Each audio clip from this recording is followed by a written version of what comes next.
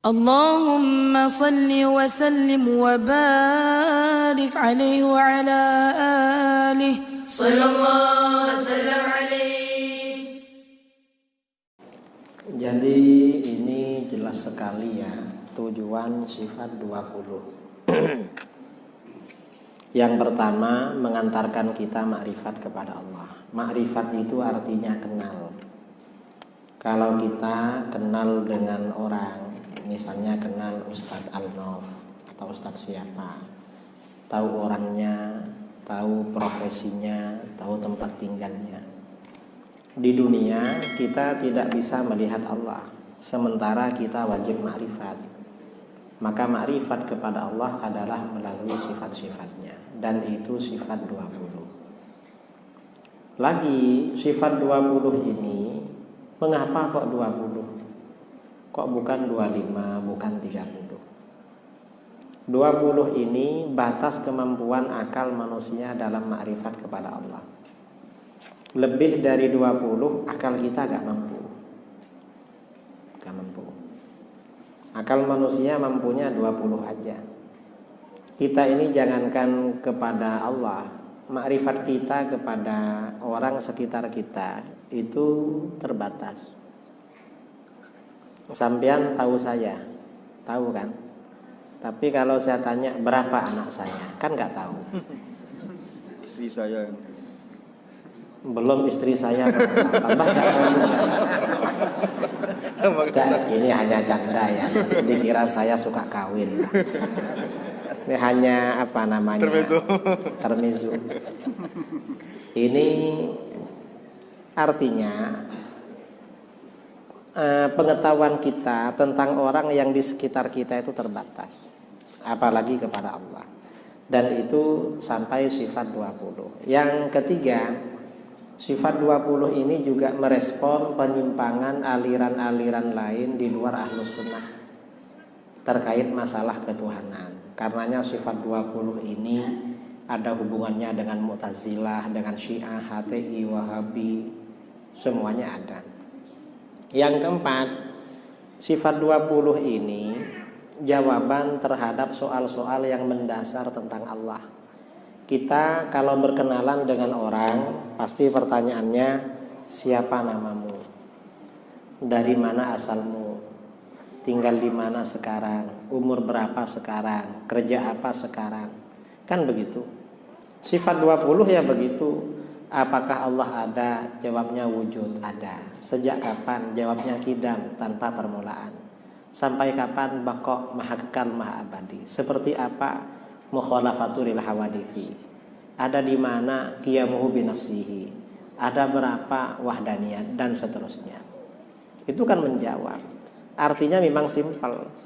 Kalau tauhidnya Wahabi gak bisa makrifat, gak bisa. Gak bisa, bingung. Di mana Tuhan? Mereka jawab di aras. Loh, jauh sekali. Kalau kita perlu ya apa? Oh, jangan khawatir, ini Wahabi. Setiap pukul 2 malam turun ke langit pertama di dunia. Ngapain turun? Untuk mendengar doa kamu. Makanya tengah malam bangun. Ditanya dia, apa kalau gak turun gak dengar?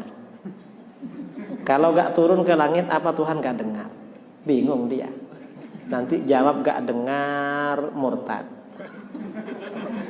Kalau jawab mendengar, ditanya lagi. Kalau dari aras dengar, ngapain turun? Kan ditanya lagi gak bisa jawab. Pokoknya akidah itu kalau menyimpang itu tidak rasional. Nanti mereka ditanya lagi, itu pukul 2 ikut waktu daerah mana turunnya? Kan pukul 2 ini kan beda-beda kan. Nanti mereka bilang, ya turun terus sesuai daerah masing-masing. Kalau turun terus, lalu naiknya kapan? Artinya apa? Akidahnya Wahabi gak bisa mengantar makrifat, malah bikin bingung. Kalau akidahnya Ahlus Sunnah, memang dapat mengantarkan kita makrifat kepada Allah. Itu simpelnya seperti itu. Itu sifat 20 atau sifat 41. Ini membicarakan hubungan Asmaul Husna dengan sifat 20. Karena kadang ada pertanyaan begitu. Asmaul Husna itu kan 99, kenapa sifat wajib bagi Allah itu 20? Ini penjelasannya. Semuanya itu kembali kepada 20 sifat itu. Para ulama yang menulis syarah Asmaul Husna biasanya menjelaskan, ini kembalinya ke sifat qudrat, ini kembalinya ke sifat iradat, ada yang kembali ke sifat ilmu dan sifat-sifat yang lain. Jadi sifat 20 ini memang pelajaran yang lebih simpel, lebih praktis, lebih mudah dipahami. Terus yang pertama, jadi yang pertama adalah sifat wujud. Wujud itu artinya ada. Maksudnya bahwa Allah itu wajib bersifat wujud. Maksudnya wajib bersifat wujud, akal tidak dapat menggambarkan bahwa Allah itu pernah tidak ada. Tidak bisa. Allah itu ada tanpa permulaan dan terus ada. Kemudian wujudnya Allah itu tidak sama dengan wujudnya selain Allah. Karena wujudnya Allah itu tanpa sebab dan tanpa ilat, tanpa sebab dan tanpa alasan. Kalau wujudnya selain Allah biasanya ya karena sebab atau karena ilat.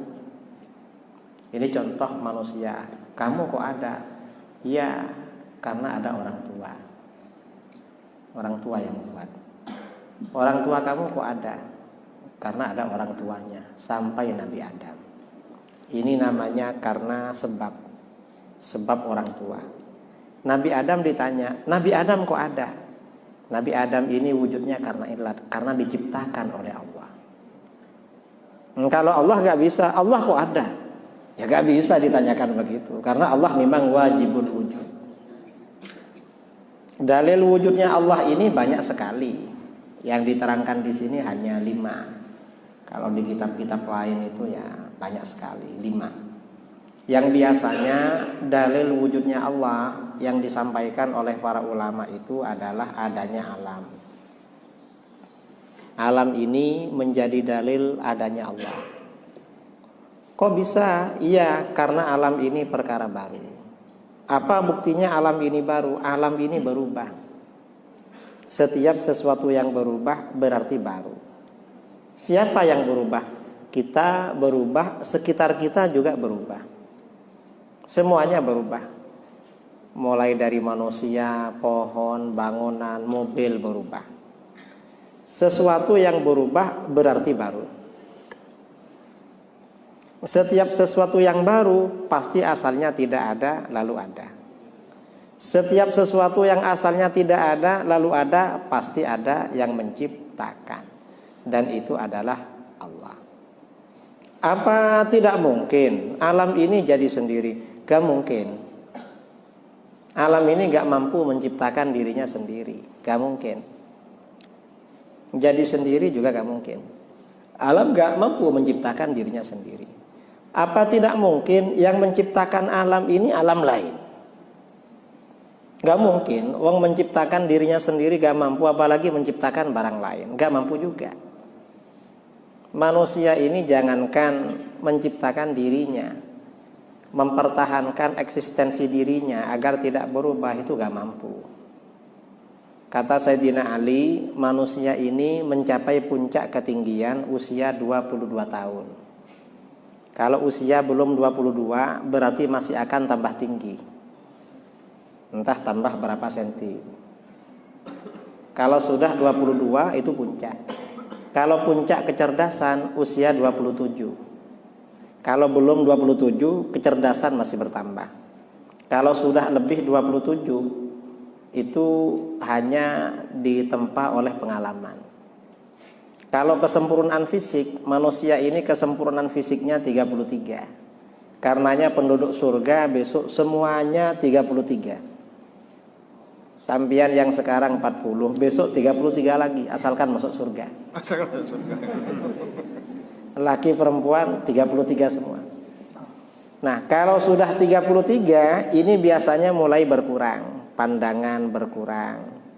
kemudian kulit yang asalnya kencang ya, yang asalnya kalau masih muda-muda begini kan kencang, kalau sudah kencang mulai agak kendor, mulai agak keriput ya.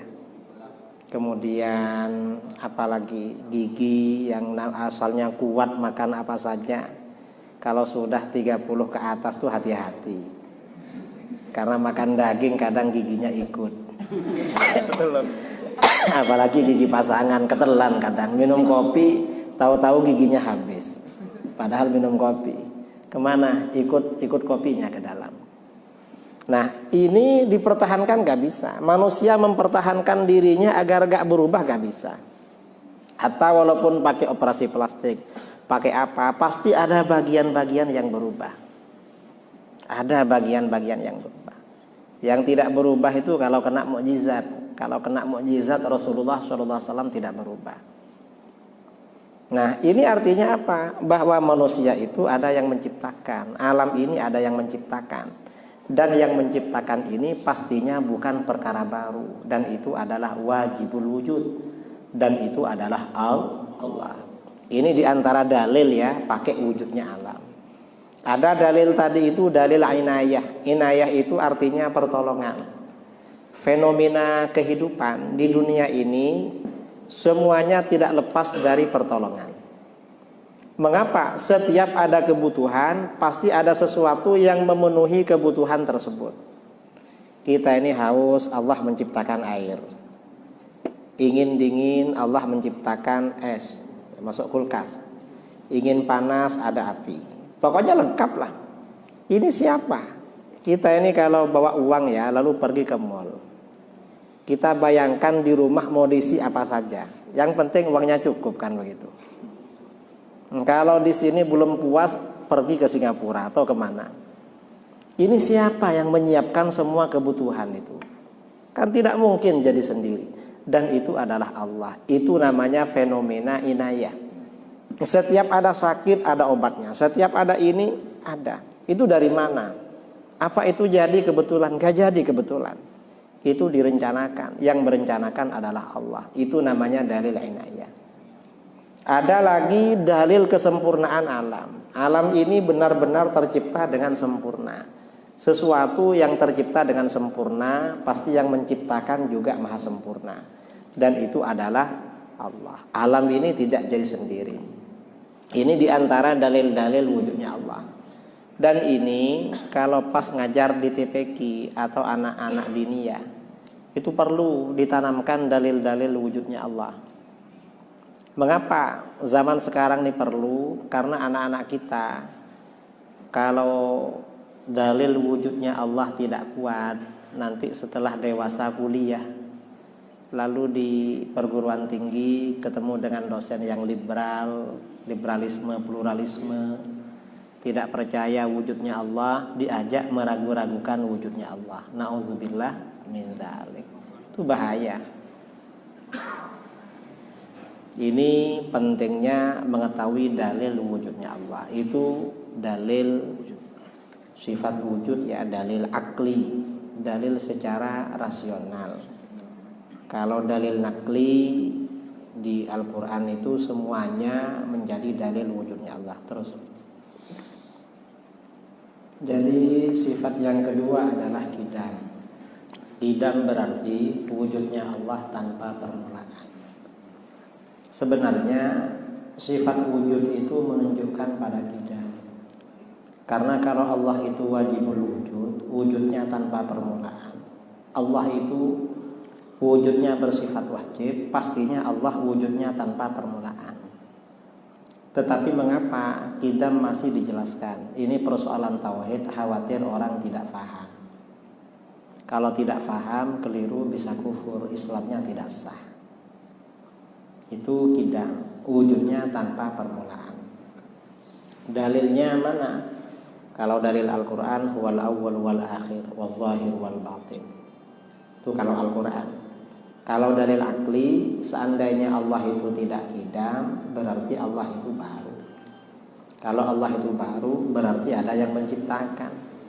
Kalau ada yang menciptakan, berarti yang menciptakan itu butuh pada yang menciptakan.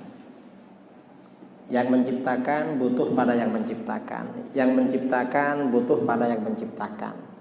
Ini namanya mata rantai yang tidak berkesudahan, tasalsul, dan itu mustahil. Atau daur, yang menciptakan Allah butuh pada yang menciptakan. Yang menciptakan butuh pada Allah misalnya. Itu namanya memutar, dan itu sama-sama mustahil. Berarti bagaimana? Kalau begitu berarti wujudnya Allah tanpa permulaan. Karena Allah wajib bersifat wujud, karenanya wujudnya tanpa permulaan. Di dalam istilah ilmu tauhid disebut dengan qidam. Kemudian di belakang itu ada syubhat Wahabi. Wahabi gak mau sifat qidam, alasannya haram, bid'ah. Kita ya gak ikut itu karena dalilnya kuat sekali lah. Pokoknya kalau Wahabi suka menyalahkan aja. Terus, jadi sifat wajib yang keempat adalah mukhalafatu lil hawaditsi. Allah itu berbeda dengan apapun perkara yang baru. Hawadits itu maksudnya makhluk. Allah tidak serupa dengan apapun perkara baru. Makhluk atau hawadits itu dibagi menjadi dua. Ada benda, ada sifat benda. Ada benda, ada sifat benda. Kemudian benda dibagi menjadi dua lagi. Ada benda yang tidak bisa dibagi-bagi karena kecil. Benda ini kalau dipecah sampai kecil sekali, gak bisa dipecah lagi. Itu namanya jauhar farad. Apapun ya dipecah sampai kecil sekali, namanya jauhar farad. Kalau masih dibagi-bagi namanya jisim. Seperti ini jisim. Nah, jisim antara yang satu dengan yang lain itu sama. Yang membedakan hanya sifat benda. Jisimnya manusia dengan jisimnya hewan itu sama. Yang membedakan sifatnya aja, sifat bendanya. Kalau sifat benda seperti bergerak, diam, ngantuk, semangat, itu sifat benda namanya.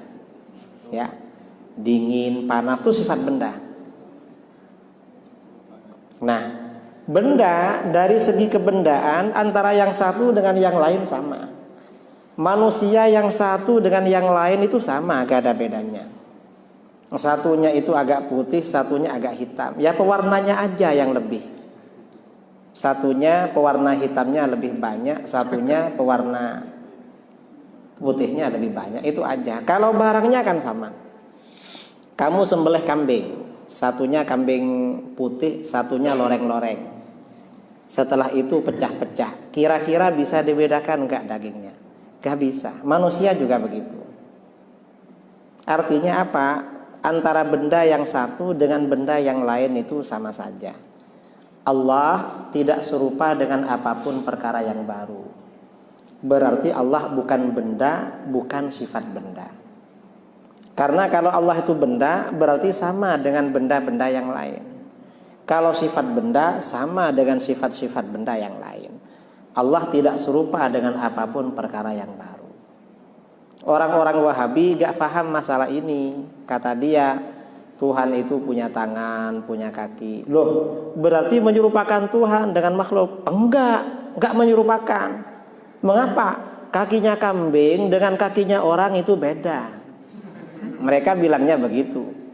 Loh, beda itu dalam segi sifat, tapi dari segi kebendaan sama. Itu kamu menyerupakan. Cuma kamu kan gak paham benda. Itu menyerupakan namanya. Karenanya Wahabi itu pakai akal-akalan. Tuhan itu punya tangan tapi gak seperti tangan. Punya tangan tapi gak seperti tangan. Loh, seperti apa? Itu menyerupakan. Maksudnya ya gak persis gitulah. Nanti perumpamaannya tangannya kambing dengan tangannya lembu beda. Itu pelecehan namanya pada Tuhan. Sama dengan orang mengatakan pada dia, kamu ini mirip anjing, tapi anjing yang manis misalnya. Atau bilang, kamu ini anjing, tapi gak seperti anjing. Kamu ini anjing, loh kamu melecehkan saya. Enggak, karena anjing yang gak seperti anjing. Ini pelecehan juga sebenarnya. Jangan dikira bukan pelecehan. Mereka ini tidak faham mukhalafatu lil hawadits. Mengapa Allah itu tidak serupa dengan perkara baru? Karena kalau Allah itu serupa dengan perkara baru, berarti Allah juga baru. Karena setiap sesuatu memiliki hukum yang sama dengan apa yang serupa dengannya.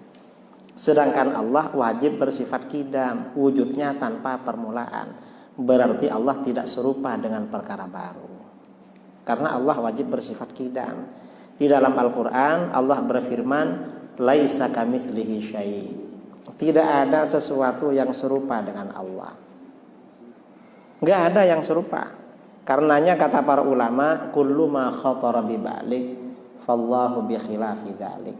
Setiap sesuatu yang terlintas dalam pikiran kamu, Allah gak sama dengan itu. Allah mampu menciptakan yang ada di pikiran kamu, bahkan lebih hebat daripada apa yang ada di pikiran kamu. Karena hasil reka-reka pikiran manusia tidak akan keluar dari apa yang pernah dia lihat, yang pernah dia tahu. Kan contohnya di sini dulu ya, bangsa kita ini menggambarkan makhluk yang namanya buraq. Saya masih ingat waktu kecil, di tembok-tembok di rumah itu ada gambarnya buraq. Buraq itu gambarnya apa? Kuda putih, ada sayapnya, wajahnya, kepalanya wajah perempuan cantik, di kepalanya ada mahkota. Saya itu cari kuda seperti itu kemana-mana gak nemu. Coba nemu kuda kayak gitu kan enak, pergi ke Tembilahan itu gak capek-capek. Lumayan, kemarin ke Tembilahan itu 8 jam. Capek sekali. Kalau pakai kuda kayak gitu kan mungkin agak terhibur. Tapi ya walaupun cari kuda, walaupun kuda seperti itu gak ada, bagian-bagiannya kan biasa di dunia. Ya badannya kuda ya kayak itu. Sayap ya tinggal kita ini pilih, apa sayap ayam, apa sayap burung. Kemudian wajah, kepalanya perempuan. Ya tinggal pilih, apa pilih orang Indonesia, apa orang Malaysia, apa orang Brunei, apa orang India, orang Negro, pilih-pilih suka-sukalah. Nah ini artinya apa? Manusia itu membayangkan apa saja, hasil bayangannya tidak keluar dari apa yang pernah dia lihat. Dan semua yang pernah dia lihat adalah perkara baru. Sedangkan Allah tidak serupa dengan apapun perkara baru. Ini akidah Ahlus Sunnah wal Jamaah. Kalau Wahabi beda. Kalau Wahabi Tuhan itu mukhalafatu lil hawaditsi, tapi tak begitu mukhalafatu. Mengapa ada mirip-miripnya? Dalam kitab Wahabi, Tuhan itu seperti seorang laki-laki yang masih muda, belum berjenggot. Tingginya kira-kira 30 meter. Dan ini mirip akidah Yahudi. Kata Yahudi, Tuhan itu seperti seorang laki-laki yang sudah tua, rambut dan jenggotnya putih semua, tingginya 30 meter. Bedanya Tuhannya Yahudi lebih tua daripada Tuhannya Wahabi. Itu aja. Jadi mereka ini melanggar ayat laisa kamitslihi syai' wa lam yakul lahu kufuwan ahad. Ini akidah Ahlus Sunnah wal Jamaah. Gak sama dengan mereka. Karena di sini laisa kamitslihi syai', tidak ada sesuatu apapun yang serupa dengan Allah. Manusia antara yang satu dengan yang lain bukan serupa tapi sama. Sama dari segi apa? Kebendaan, bendanya sama. Allah itu bukan benda, bukan sifat benda. Lalu apa? Ya laisa kamitslihi syai'. Mukhalafatuhu lil hawadits. Kalau ada pertanyaan, seperti apa Allah? Mukhalafatu lil hawadits. Laisa kamitslihi syai'. Yang ditanyakan seperti itu bukan Allah tapi kamu. Kamu seperti siapa? Kalau kamu ditanyakan, kalau Allah jangan ditanya. Karena Allah yang menciptakan semuanya. Jadi ini sifat qiyamuhu binafsihi.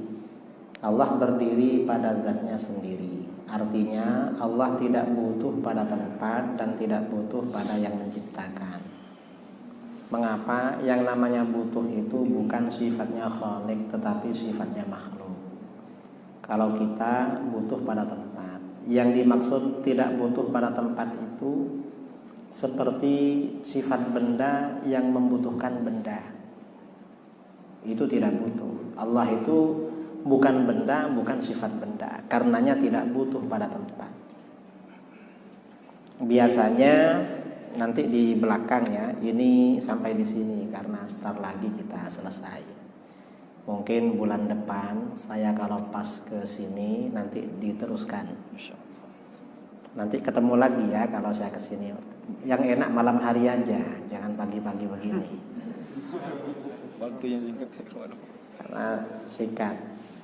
Kapan-kapan kalau saya ke sini lagi dilanjutkan. Karena ini belum hatam ini. Insya Allah ini kalau 5 kali lagi mungkin selesai. Insya Allah. Dijadwalkan insya Allah. Jadi tidak butuh pada tempat. Kalau Wahabi mereka bilang butuh pada tempat.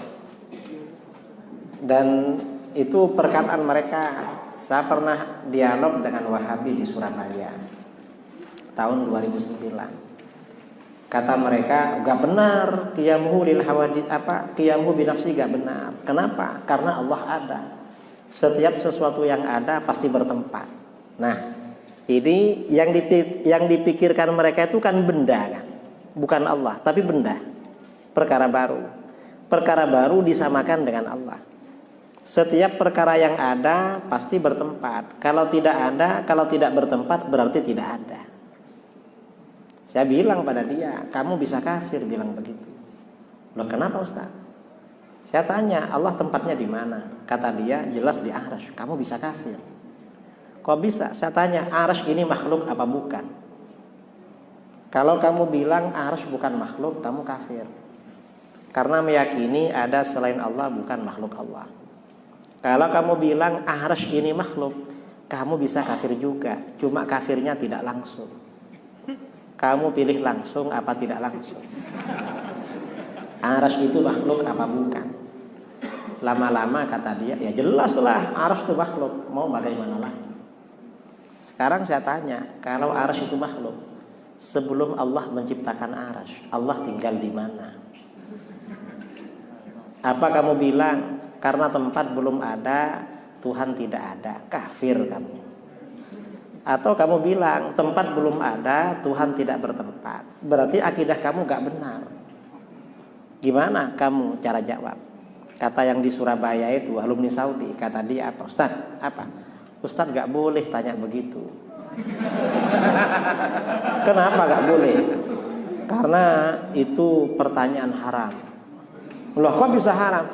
Itu pertanyaan bid'ah itu. Kullu bid'atin dhalalah.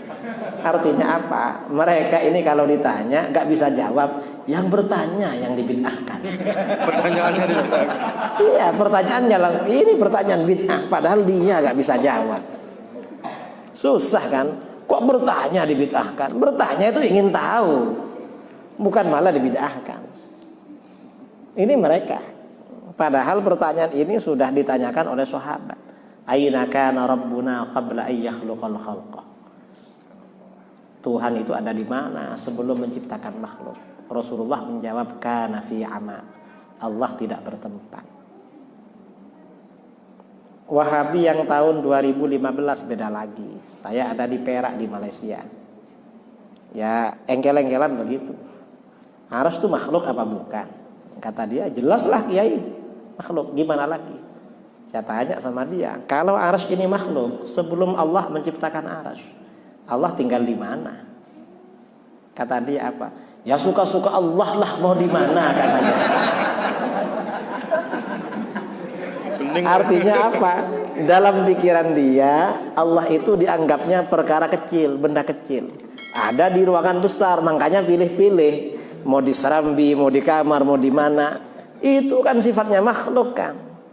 Katanya Allahu Akbar, maha besar, kok kecil Tuhannya.